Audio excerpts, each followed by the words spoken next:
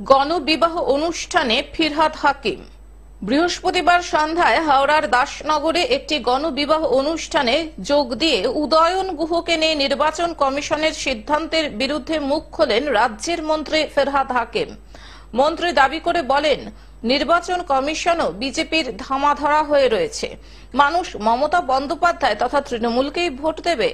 এছাড়াও মন্ত্রী আরো দাবি করে বলেন, আমরা 42 দিয়ে শুরু করেছি, পরবর্তীতে 420টি আসনে প্রার্থী দেব। প্রসঙ্গত, বৃহস্পতিবার হাওড়া বালিটিকুড়িতে মোহনবাগান ক্লাবের সহ সভাপতি তথা সমাজ সেবক অসিত কুমার চট্টোপাধ্যায় প্রতি বছরের মতন এই বছরও গণবিবাহের আয়োজন করেন। তিনি বলেন, আমার বোনের বিয়ে দিতে অনেক কষ্ট হয়েছিল, তাই আমার মায়ের আদেশ পালন করতে যত গরিব পরিবার আছে তাদের ছেলে মেয়ের বিয়ের দায়িত্ব নিজের কাঁধে তুলে নিয়েছি। তিনি বলেন, এই দায়িত্ব আমি যতদিন জীবিত থাকব পালন করে যাব। এই দিন 33 জন দম্পতির বিয়ে হলো, এর মধ্যে 6 জন দম্পতি মুসলিম সম্প্রদায়ের। অনেক বাবারা রয়েছেন যারা এখন যদিও মমতাদির রূপশ্রী আছে, সেই রূপশ্রীতে অনেকে সম্প্রদান করতে পারছে, যাদের একেবারে নিঃস্ব কিচ্ছু নেই, তাদের জন্য এই যে অসিতদা যেটা করেছেন এটা সত্যি একটা বড় কাজ। সেই সব বাবার জন্য উপকার হচ্ছে যারা এইভাবে তাদের মেয়েদের বিয়ে দিতে পারছেন গণবিবাহে।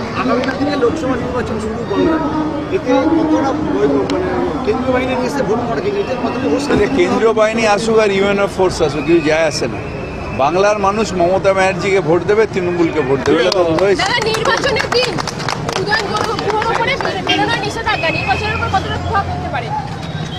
মানুষ ভোট দেবে, এগুলো হচ্ছে নাচতে না জানলে উঠান বেকা।